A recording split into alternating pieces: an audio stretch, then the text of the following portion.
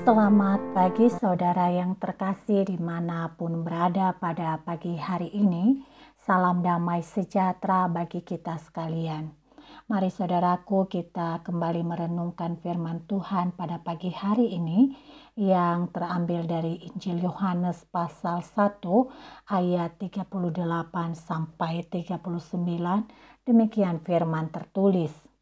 Tetapi Yesus menoleh ke belakang.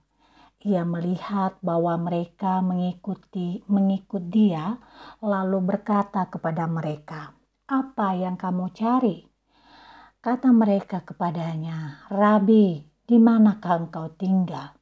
Ia berkata kepada mereka, "Marilah, dan kamu akan melihatnya." Mereka pun datang dan melihat di mana ia tinggal, dan hari itu mereka tinggal bersama-sama dengan dia. Waktu itu kira-kira pukul 4. Saudara yang terkasih, suatu saat dua murid Yohanes Pembaptis bertemu dengan Yesus. Kedua murid ini berjumpa dan mengikuti Yesus, Sang Anak Domba Allah. Tentu saja Yohanes guru mereka telah memberitahu bahwa Yesus adalah anak domba Allah. Cerita perjumpaan itu berlanjut ketika mereka mengikuti Yesus dari belakang. Sang anak domba Allah itu menoleh, lalu memandang kedua murid itu dan bertanya, "Apa yang kamu cari?" Inilah kalimat pertama Yesus menurut catatan Injil Yohanes. Sangat mungkin inilah pertanyaan utama dan sekaligus krusial bagi seluruh umat manusia. Ya, buat saya dan saudara, pertanyaan ini sangat penting. Apa yang sesungguhnya kamu cari? Dari pagi hingga malam, apa yang hendak kita cari? Sangat mungkin kita sedang mencari hal yang memuaskan. Uang, kekayaan, tata, dan kuasa, atau bisa juga hobi dan kesenangan lainnya. Dan sangat mungkin kita juga sedang lelah menjalaninya. Mungkin sekian banyak energi, waktu, pikiran, dan segala kekuatan telah kita gunakan demi pencarian target dan ambisi kita. Namun dalam kenyataannya semuanya tidak memuaskan. Lalu apa sesungguhnya yang sedang kita cari? Saudara, narasi murid yang mengikuti Yesus sengaja ditempatkan di pasal pertama oleh sang penulis, yaitu Yohanes, murid Yesus. Seolah penulis kitab Yohanes membangun sebuah narasi bahwa Yesus tidak memanggil dua yang pertama di Injil Yohanes itu.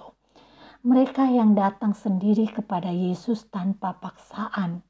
Setelah mendengar dari Yohanes sang guru tentang Yesus, mereka punya semangat ingin berjumpa dengan Yesus, anak domba Allah. Penuturan Yohanes ini apik dan dalam. Ia menyampaikan pesan bahwa Yesus tidak ingin memaksakan gagasan, ajaran, atau ideologi apapun terhadap orang yang ingin berjumpa dengannya.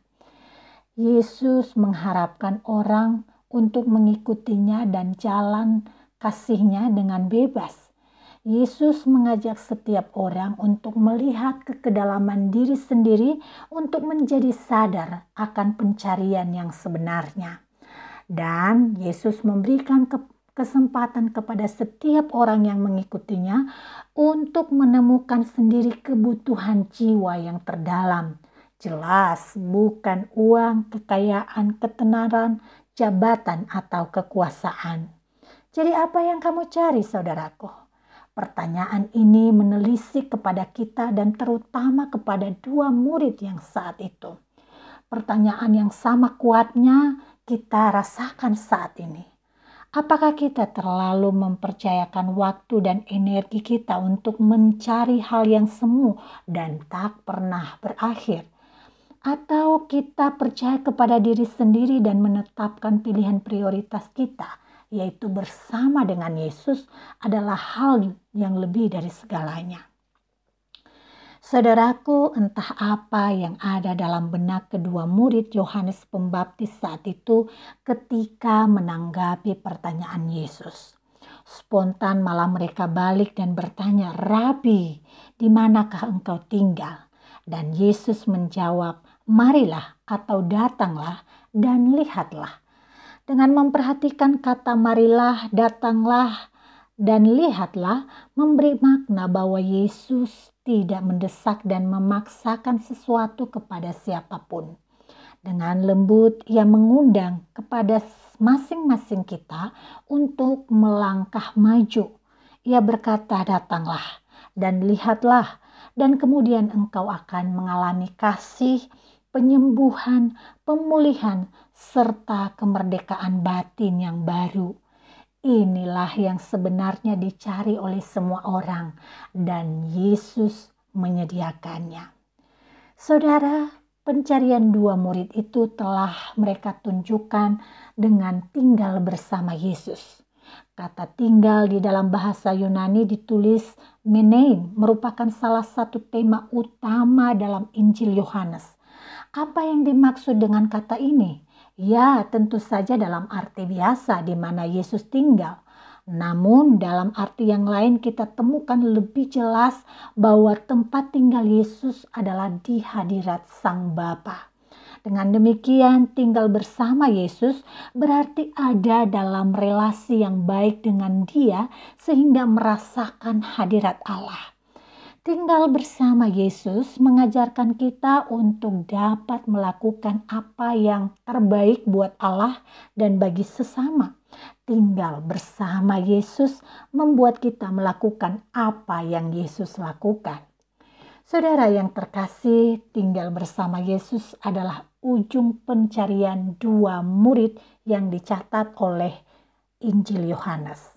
Mereka memilih untuk melangkah maju menuju hadirat Tuhan.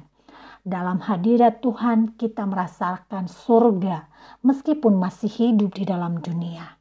Karena bayangan surga itu akan nyata ketika kita tinggal di dalam hadirat Tuhan tanpa kebencian, kesombongan, dan keserakahan dalam bentuk apapun. Ini pencarian yang sejati, saudara.